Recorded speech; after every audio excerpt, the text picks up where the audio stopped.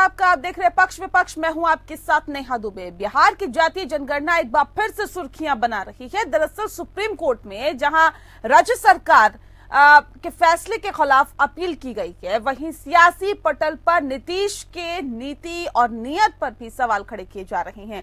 माना जा रहा है कि जातिगत जनगणना एक सियासी चाल है जिससे कि अगड़ी और पिछड़ी जातियों का, यानी कि अगड़ी और पिछड़ी जातियों का पता चल सके और उनके आंकड़े कहीं ना कहीं सार्वजनिक हो सके, जिससे कि उनको ज्यादा थाह मिल सके, राजनीतिक गोटियां उसी के हिसाब से खेली जाए। डिप्टी सीएम तेजस्वी यादव ने जातीय जनगणना को विकास नीति का आधार बताया। महागठबंधन की सरकार ने 7 जनवरी से ही जातीय जनगणना शुरू कर दी है। अब बता दें कि बिहार सरकार बिना केंद्र की मदद से इस पर राज्य के खर्चे के साथ ही जातिगत जनगणना करवा रखी है। मुख्यमंत्री नीतीश कुमार की अध्यक्षता में हुई कैबिनेट की बैठक में इसके लिए 500 करोड़ रुपए की राशि भी स्वीकृत की गई। एक बात तो तय है कि जाति मतगणना से जाति की सियासत तो तेज होगी, समाज जाति के आधार पर और ज्यादा बंटेगा। रिपोर्ट देखें।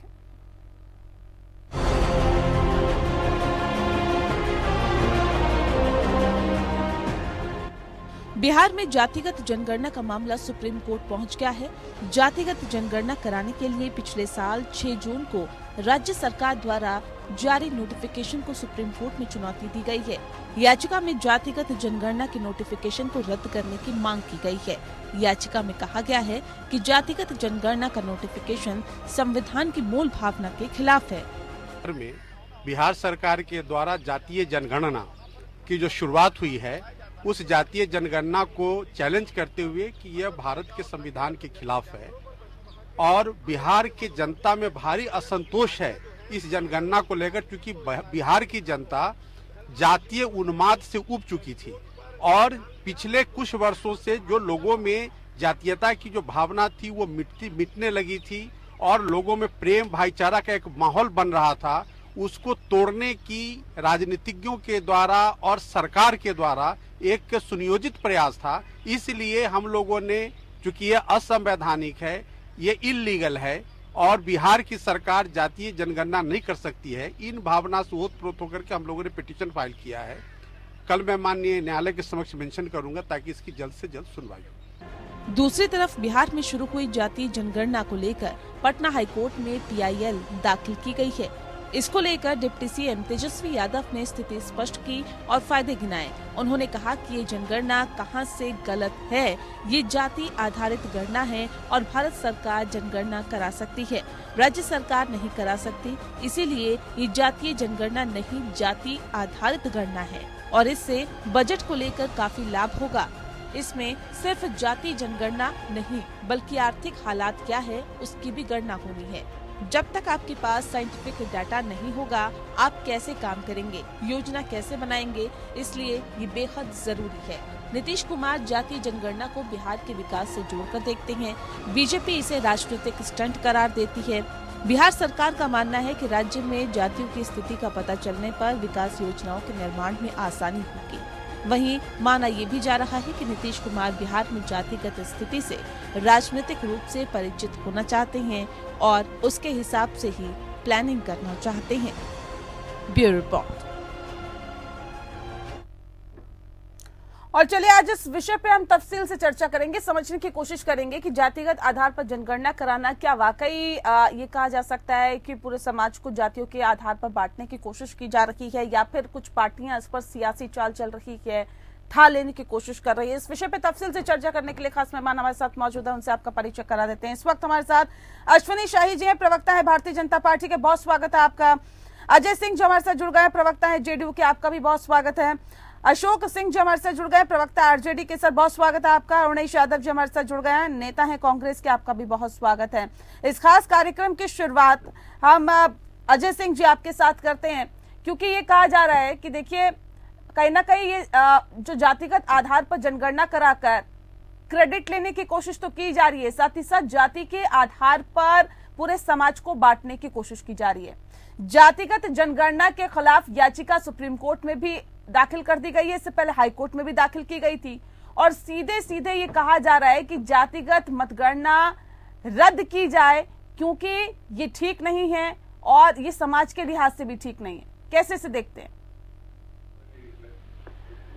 नेहा जी, किसी भी क्षेत्र में हमें हकीकत तक पहुंचने के लिए हकीकत आंकड़ों की जानकारी होना अनिवार्य है।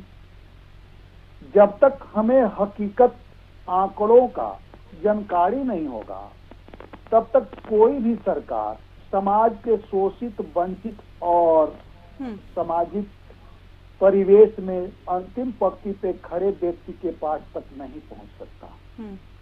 रही बात जिसकी जितनी संख्या बारी, उसकी उतनी हिस्सेदारी। इसी आधार पे हमें मालूम तो हो कि वास्तविकता क्या है, जमीनी हकीकत क्या है, हम किसको किस मकसद से हम कितनी सहायता करके किसको हम कहाँ पहुंचा सकते हैं। यानी जिसको हम जो भी सहायता या जो भी सिस्टम दे रहे हैं, जो आरक्षण का ही एक मुद्दा ले लीजिए, हम जो आरक्षण दे रहे हैं या राज्य सरकार के तरफ से जो भी सुविधाएं उपलब्ध हैं, जब तक वास्तविक हकीकत तक हम नहीं पहुंचेंगे, वास्तविकता की हमें जानकारी नहीं होगी, तब तक हम सटीक लाभ कैसे पहुंचा पाएंगे। इसलिए जो माननीय नीतीश कुमार जी ने साहसिक कदम उठाया है, ये पूरे देश में लागू होना चाहिए। नहीं, लेकिन ये कहा जा रहा है ना कि जातिगत जनगणना का नोटिफिकेशन संविधान की मूल भावना के खिलाफ है। ये याचिका दाखिल कर यही कहा गया। अभी हमारे डिप्टी सीएम श्री तेजस्वी यादव जी ने स्पष्ट कहा है कि ये जातिगत जनगणना अगर राज्य के पास अधिकार नहीं है, तो हम जातिगत जनगणना न करा करके उसका सर्वेक्षण करा रहे हैं।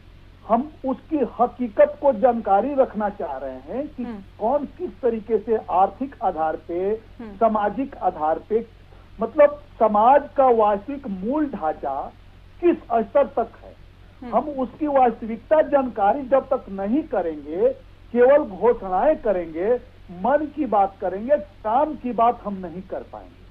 हम केवल झांसा दे देंगे, सुशासन नहीं दे पाएंगे। इसलिए ये जातिगत जनगणना उचित है। पहले इसको 2 चरण में हम लोग करा रहे हैं। पहले चरण में केवल घरों की गिनती होगी, उसके मुखिया की जानकारी किया जाएगा, ठीक है, और दूसरे चरण में बाकी सब जानकारियां ली। ठीक है। अश्विनी जी, क्यों आप लोगों को ऐसा लगता है कि इस पर सियासत करने की कोशिश की जा रही है? कह रहे हैं कि आखिरी व्यक्ति तक विकास पहुंचे, तमाम जो मूलभूत सुविधाएं हैं वो पहुंचे, इसके लिए जातिगत आधार पर जनगणना बहुत जरूरी है। और इसके साथ ही साथ तेजस्वी यादव ने भी कहा, उन्होंने कहा कि ये जनगणना कहां से गलत है, ये जाति आधारित गणना है, भारत सरकार जनगणना करा सकती है, वो सही है, लेकिन जब राज्य सरकार कराए तो वो गलत हो जाता है। इसीलिए ये जातिगत आधार पर जनगणना अगर आप कहे तो ये नहीं कहा जा सकता। ये समझ लीजिए कि हम लोगों तक विकास पहुंचाने के लिए तमाम और चीजों को समझने की कोशिश कर रहे हैं, तो ये कहां से गलत आप लोगों को लग रहा है? माननीय नीतीश जी मुख्यमंत्री है, किसने रोका है उनको लोगों तक, अंतिम व्यक्ति तक पहुंचाने के लिए? पहुंचाए, उनका प्रदेश है, उनकी सरकार है, उनको पहुंचाने से किसी ने रोका नहीं है। मगर मामला यहाँ राजनीतिक है। राजनीतिक मामले में ये है कि एक मंडल आयोग जब बना था, उस समय शायद आ गया था कि 52% जो है ओबीसी की आबादी है, उस हिसाब से ये लोग जो है अपना जनगणना की बात सोचते हैं। उसमें इन लोगों ने सोचा कि बहुत ज्यादा आबादी है, तब जाकर एक उसी के उसमें 4000 करोड़ 2011 में एक सर्वे कराया गया था, जो सर्वे नाम अभी दिया हमारे सिंह साहब ने, सर्वे कराया गया था केंद्र सरकार के द्वारा। लेकिन हम सिंह साहब से पूछेंगे वो रिपोर्ट कहाँ है। हमारे अरुणेश भाई भी बैठे हुए हैं, ये बताएंगे कि वो रिपोर्ट कहाँ है, क्यों नहीं उस रिपोर्ट को सबके सामने किया गया। दूसरा, उसी से प्रभावित होकर जिस तरीके से आज माननीय नीतीश जी कर रहे हैं, 2015 में सिद्धारमैया जी ने कराया था, उसकी भी रिपोर्ट मैं अपने कांग्रेस के नेता से पूछूंगा कहाँ है वो रिपोर्ट। तो ये एक राजनीतिक जो है छद्म ये दिखाया जाता है लोगों को, क्योंकि बिहार में हमको लगता है चारा घोटाला के बाद कोई बड़ा घोटाला नहीं हुआ है, तो ये भी एक घोटाला ही निकलेगा। वहां पर आज माननीय नीतीश जी को लाठियों से पिटवा रहे हैं वहां पर बक्सर में, उनके घरों को देखना चाहिए। उप मुख्यमंत्री को ये नहीं पता है कि बक्सर में क्या हुआ है। आज मीडिया ने पूछा कि वहां पर ये घटनाएं हुई हैं, उन्होंने कहा इसका पता लगाया जाएगा एक्चुअली क्या चीज है। बोलते हैं ना एक्चुअली क्या चीज है, तो एक्चुअली उनको पता ही नहीं है कि वहाँ उनके प्रदेश में क्या हो रहा है। तो जातिगत जनगणना में क्या पता लगा लेंगे कि जाति में कौन सी जाति का कौन वोट है, क्या वोट है। उनको अपने प्रदेश पर ध्यान देना चाहिए, अपने प्रदेश के विकास पर ध्यान देना चाहिए। जो गुंडा माफिया राज है उसको खत्म करने की बात करनी चाहिए। ये एक बड़े घोटाले की तरफ राजनीतिक कदम उठाया जा रहा है कि जिसको सर्वे का नाम दे दो, चाहे जिसका नाम दे दो, कुछ हासिल नहीं होने वाला है। केंद्र सरकार ने हलफनामा देकर ठीक है। अशोक सिंह जी, सुना आपने, कह रहे हैं कि देखिए ये भी एक बड़ा घोटाला निकलेगा, चारा घोटाले के बाद इसका भी नाम आएगा, एक बड़ा घोटाला निकलेगा कि जातिगत आधार पर आप लोगों ने जनगणना कराई, उसमें इतना घोटाला करा लिया। बहुत हास्यास्पद महसूस हो रहा है। हमें तो ऐसा लग रहा है कि जैसे राजनीति का क्या रूप हो गया, क्या जाति और दल ही सब कुछ है। प्रदेश और देश के विकास के लिए, लोगों के उत्थान के लिए ऐसी कोई बातें नहीं होनी चाहिए। तो ये अगर एक बातें चल रही हैं कि हम पिछड़ों को रिजर्वेशन देते हैं, दलितों को देते हैं, अगर जाति गरीबों को रिजर्वेशन देने की हर जात की बात हो रही है, तो अगर हो जाए तो सबको बराबर का हक मिले, उनको महसूस हो। नहीं तो अभी तक बराबर हक नहीं मिल पा रहा। अगर इसमें होती है तो सबको सहयोग करना चाहिए, केंद्र सरकार को भी। नहीं तो ठीक है, आप जातिगत आधार पर जनगणना करा रहे हैं, लेकिन इससे क्या समाज जाति के आधार पर नहीं बैठेगा? अरे आप रिजर्वेशन दे रहे हैं, पिछड़ों को दे रहे हैं, दलितों को दे रहे हैं, तो अगर जाति हो जाएगी तो ये थोड़ी थोड़ी ये सबको हिस्सेदारी हो जाएगी ना, सबको बराबर का हक मिलेगा, सुख मिलेगा। इसमें कौन सी गरीबों, अपर क्लास के गरीबों को अभी नहीं मिल रहा है क्या? 27% ओबीसी को आरक्षण मिल रहा है कि नहीं मिल रहा? नहीं, वही आरक्षण ओबीसी को है, लेकिन अगर जातिगत हो जाएगा तो क्या उसको बढ़ाकर 50% करवा ले जाएंगे क्या उसको? नहीं 50 जितना मिल रहा है उतने में काहे को पेट में दर्द हो रहा है। कोई अच्छाई काम हो रहा है, अगर वहाँ सर्वे हो रहा है तो इसमें तो मैं तो चाहता हूँ भारतीय जनता पार्टी और कांग्रेस और सभी विपक्षी दल एकजुट होकर जाति जनगणना कराने में कौन सा गुनाह है, क्यों डर है, यही हमें समझ में नहीं आता है। जिसकी संवैधानिक मान्यता ही नहीं है उसको कराने से सरकारों को क्या लाभ है? सिंह साहब, इसको सोचना चाहिए सरकारों को। ठीक है, मतलब कितना संवैधानिक है जातिगत आधार पर मतगणना कराना? क्या इससे सियासत करने की कोशिश की जा रही है? क्योंकि ये तो आरोप लग ही रहा है। नहीं, कहीं सियासत नहीं है, सियासत नहीं होती है। केंद्र सरकार और राज्य सरकार, हम तो चाहते हैं इसको केंद्र सरकार ही उठा के पूरी जेपी की साथी की बात सुन रहा था। अब इसमें दो बातें निकल के आ रही है। पहली बात तो ये है कि अगर जातिगत जनगणना हो रही है तो इसमें मुझे नहीं लगता है कोई दिक्कत होनी चाहिए, क्योंकि जब हमें पता है कि हमारे देश में साधन संसाधन कितने हैं, क्या है, तो उनका वितरण किस तरीके से हो, तो जातिगत जनगणना उसमें सहायक है। और दूसरी बात जो शाही साहब कह रहे हैं, हमारे बड़े भाई साहब, कि संविधान की मूल भावना को ठेस पहुंचेगी, तो जब ईडब्ल्यूएस आरक्षण 10% दिया गया और जबकि संविधान में लिखा था कि 50% से ज्यादा आरक्षण नहीं दिया जाना चाहिए, 50% सीटें अनारक्षित होनी चाहिए और 50% आरक्षित होनी चाहिए, तो वहां जब हम संविधान में संशोधन कर सकते हैं तो यहाँ भी संविधान में संशोधन हो सकते हैं। और कोई भी नियम बनता है, संविधान बना है या कानून बना है, तो ये जनता की, देश के लोगों की सहूलियत के लिए बना है और समय समय पे परिवर्तन होना समय की मांग होती है। तो मेरा ये सुझाव है और मेरा ये मानना है कि अगर जातिगत जनगणना पूरे देश भर में हो जाती है तो उसमें कोई बुराई नहीं है। उससे हमें ये पता लगेगा कि कौन आर्थिक रूप से किस स्थिति में है, किसको कहाँ मदद पहुंचाने की जरूरत है। और हर चीज के दो पहलू होते हैं, अगर आप उसमें राजनीति ढूंढेंगे तो राजनीति मिलेगी और देश की जनता की बेहतरी ढूंढेंगे तो देश की जनता की बेहतरी मिलेगी, युवाओं की बेहतरी मिलेगी, किसानों की बेहतरी मिलेगी, दलित, शोषित और जो वंचित तबका है, तो उसके लिए हम और क्या सुविधाएं उपलब्ध करा सकते हैं। क्यों आरक्षण की जो मूल भावना, जो 50% आरक्षण दिया गया, उसके बावजूद क्यों लोगों तक उसका लाभ नहीं पहुंच तो वो भी तो सवाल है कि सिर्फ जाति के आधार पर ही क्यों, इसी पे ज्यादा फोकस क्यों किया जा रहा है? अश्वनी जी कुछ कहना चाह रहे हैं, जल्दी से बात रखिए। नहीं, इसमें आर्थिक आधार भी जोड़ा गया है कि आर्थिक आधार भी देखा जाएगा।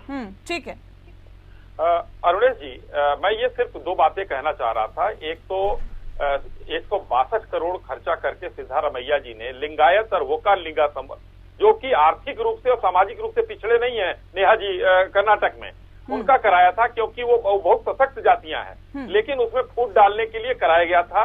बाद में उसकी रिपोर्ट क्यों नहीं सार्वजनिक की गई, पहली चीज।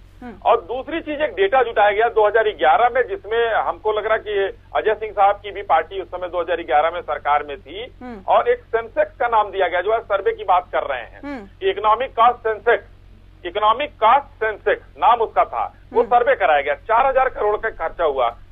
क्यों नहीं आप लोगों ने डेटा वो किया? आप तो आरजेडी उस समय वहां पर जो है थी, सिंह साहब, अशोक सिंह साहब की पार्टी आरजेडी, लालू जी उस समय शायद मंत्री हुआ करते थे 2011 में। वहां पर अगर इन लोगों ने कराया है, तो कराने के बाद 4000 करोड़ देश की टैक्स पेयर का पैसा खर्चा किया, उसको क्यों नहीं आप लोगों ने सार्वजनिक किया? तो अब जो कि अब कराने से आपको फायदा हो जाएगा, जो आपके संवैधानिक अधिकारों में नहीं आता है। ये अशोक जी जवाब दे दीजिए, जल्दी से जवाब दे दीजिए, फिर अजय जी का रुख करते हैं। अशोक जी, अशोक जी के पास आवाज नहीं। मैं तो यही बतलाना चाहूंगा। ठीक है, कहा जाता है कि सूप हंसे चलनी को, सूप हंसे तो हंसे, चलनी काहे हंसे। ये बीजेपी की ये स्थिति है। 15 लाख का सूट पहनने वाला आदमी, अब देखिए जो ये कुतर्क शुरू हो गया। मतलब मैंने कुतर्क की बात नहीं हो रही है। उत्तर प्रदेश में ओबीसी का आरक्षण समाप्त करने वाले बीजेपी गवर्नमेंट ये कैसे चाहेगी कि ओबीसी कहाँ समाप्त है, आरक्षण लागू हो? हम तो सुप्रीम कोर्ट गए हैं उसके लिए कि बिना उसके लिए नहीं जाएंगे, हम चुनाव नहीं कराएंगे। समाज के अंतिम व्यक्ति की आवाज जानने के लिए, उसकी परेशानी जानने के लिए माननीय नीतीश जी ने देश में सर्वोत्तम कार्य किया है, जिसको पूरे देश में उसकी प्रशंसा हो रही है। और सारे ओबीसी के लोग, अन्य जातियों के भी। अब देखिए, एक चीज थोड़ा सा पीछे मैं चलना चाहूंगा। सवर्ण आरक्षण के लिए इन्होंने तत्काल संविधान में संशोधन कर दिया, 50% आरक्षण की सीमा को इन्होंने 60% कर दिया। आज अगर ये ओबीसी की गिनती हो जाती है, तो जो झांसा देते हैं वो झांसा नहीं दे पाएंगे। वास्तविकता पे इनको आना होगा। फिर तो सर ये भी एक्सेप्ट कर लीजिए ना, कर लीजिए, बोल दीजिए राजनीति है जी, राजनीतिक पार्टी राजनीति कर रही है, इसलिए हम जातिगत आधार पर जनगणना करा रहे हैं। क्यों नेहा जी, आपके माध्यम से मैं लाख लपेट क्यों कर रहे हैं कि हमारी पार्टी अगर राजनीतिक पार्टी है, हम राजनीतिक लोग हैं, तो राजनीति नहीं करेंगे तो क्या करेंगे? तो राजनीति कर रहे हैं, थोड़ी करेंगे हम, तो राजनीति जातिगत आधार पर। और वास्तविकता आ गई सामने, हमारे समर्थक होंगे, सुन लीजिए, जो भी हमारे समर्थक हैं, जो भी बक्सर में भी देख लेते हो, जो जिसके घरों में आप महिलाओं को पिटवा रहे हैं, लोग जो 85% पे शासन कर रहे हैं, इनको कष्ट तो होगा ही। हम पूरे देश में इसकी वास्तविकता की जानकारी करके इन 15% लोगों को सत्ता से बाहर करेंगे, और ये 85% लोग देश की सत्ता पे आसीन होंगे।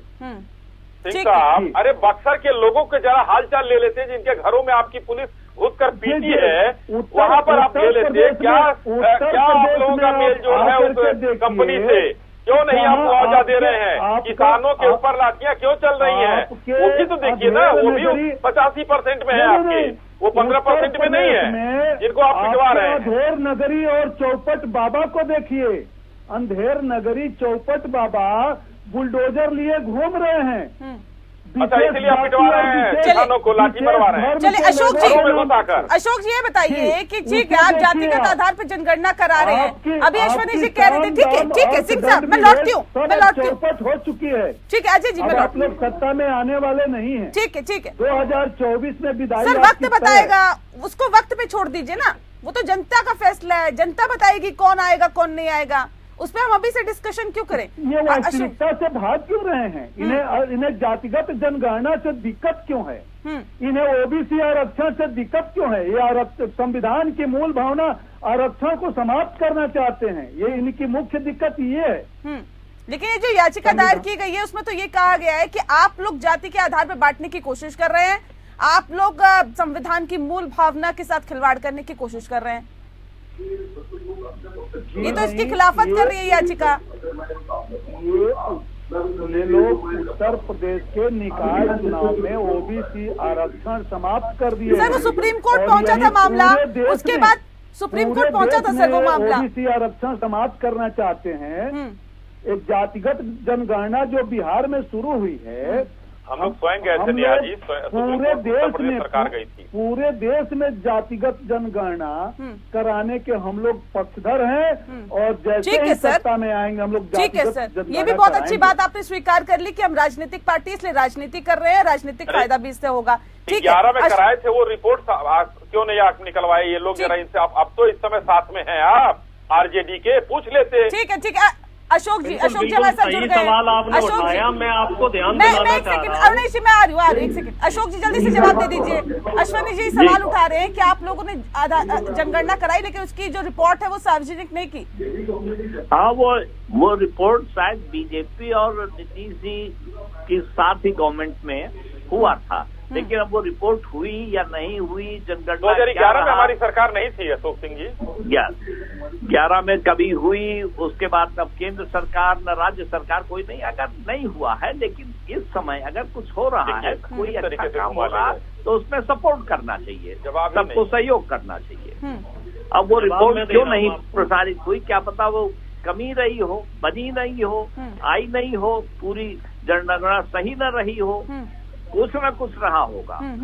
ठीक है अरुणेश यादव जी, ये ठीक है जातिगत आधार पर जनगणना कराई जा रही है, ठीक है आप लोग कह रहे हैं कि चलिए इसका समर्थन करना चाहिए, कम से कम जो पिछड़ा वर्ग है वो आगे आए, उनको मदद मिले, लेकिन विकास नीति बनाने में जातिगत आधार पर जनगणना कैसे मददगार होगी? सर आर्थिक आधार पर अगर आप करवा रहे ठीक है, इसके अंदर एक ब्लॉक आर्थिक आधार पर भी है, लेकिन फोकस जातिगत को क्यों किया जा रहा है? देखिए सबसे पहले मैं तो शाही साहब के सवाल का जवाब देना चाह रहा हूं कि जो कह रहे हैं 2011 में जो आंकड़े लिए गए थे वो सार्वजनिक क्यों नहीं किए गए। अब सरकार आपकी है, आप सार्वजनिक कर सकते हैं। और दूसरी बात ये है 2011 में ही माननीय मोदी जी मुख्यमंत्री थे, माननीय मोदी जी मुख्यमंत्री थे। मेरी बात कंप्लीट हो जाने दीजिए, हैंड ओवर देके गए थे कि ये देखिए हमने मेरी बात तो कंप्लीट हो जाने दीजिए। कैसी बातें कर रहे हैं? माननीय मोदी जी 2011 में मुख्यमंत्री थे और उस समय स्वामीनाथन रिपोर्ट के लिए एक कमेटी बनाई गई थी तमाम मुख्यमंत्रियों की, जिसमें मुख्यमंत्री मोदी जी उसके चेयरमैन हुआ करते थे। तो वो स्वामीनाथन रिपोर्ट कहाँ गई? जब वो प्रधानमंत्री बन गए तो वो रिपोर्ट कहाँ गई? वो एमएसपी किसानों को जो मिलने वाला था वो एमएसपी कहाँ गया? मुद्दे से भटक जाते हैं आप। नहीं, मुद्दों से हम नहीं भटक रहे हैं, मुद्दे की ही बात कर रहे हैं। देखिए जिस समय जिसकी सत्ता होती है, जो सरकार में होता है, सवाल उससे किया जाता है। वो पूछ रहे हैं कि 2011 में जब ये तमाम चीजें करवाई गई थी उसकी रिपोर्ट सार्वजनिक क्यों नहीं की गई? उसके पीछे का क्या रीजन है? उस वक्त तो आप सत्ता में थे, जवाब तो आप ही देंगे। जब हमारी सरकार आएगी तो हम उसकी रिपोर्ट भी सार्वजनिक कर देंगे, लेकिन फिलहाल सवाल ये है कि भारतीय जनता पार्टी जहाँ भी भारतीय जनता पार्टी की सरकार है वहाँ आरक्षण के साथ छेड़छाड़ क्यों की जा रही है? इस समय आरजेडी, कांग्रेस, जेडीयू सारे साथी मिलकर इस समय जाति जनगणना पर लगे हैं, जिनका इतिहास काला है। कर्नाटक में रिपोर्ट सार्वजनिक नहीं, दिल्ली में आरजेडी के साथ मिलकर सरकार थी यूपीए 2 की, उसमें रिपोर्ट सार्वजनिक नहीं। और आज कौन सा मतलब है? वो अजय सिंह जी ने बताया कि हम राजनीति कर रहे हैं, क्योंकि हम राजनीतिक दल हैं। शाहिद जी की बात करना, मैं शाहिद जी की बात का मैं जवाब देना। चलिए इसके लिए भी 500 करोड़ का बजट रखा गया सर। मैं इनका इतिहास काला है, फिर वही बात मैं दोहराने जा रहा हूँ। जो हाथ झुला रहे हैं, आप भी हमारे साथी रहे हैं सिंह साहब, हो सकता है उस काले में कुछ दाग आप पे भी लगे हो, साथी तो रहे हैं ना हमारे। चलिए इसके लिए भी 500 करोड़ रुपए की राशि स्वीकृत की गई है सर। उम्मीद करते हैं कि इसकी रिपोर्ट सार्वजनिक होगी ताकि जनता के सभी सामने आए, क्योंकि अच्छा खासा बजट रखा गया है, उस पर काम हो रहा है, आप लोग उस पर राजनीति भी कर रहे हैं जो आपने स्वीकार किया है। लेकिन इसी के साथ उम्मीद करते हैं कि रिपोर्ट सार्वजनिक होगी जो कि जनता के सामने आएगी। बहुत शुक्रिया आप सभी मेहमानों का हमारे साथ इस खास चर्चा में शामिल होने के लिए। पक्ष विपक्ष में इतना ही। नमस्कार।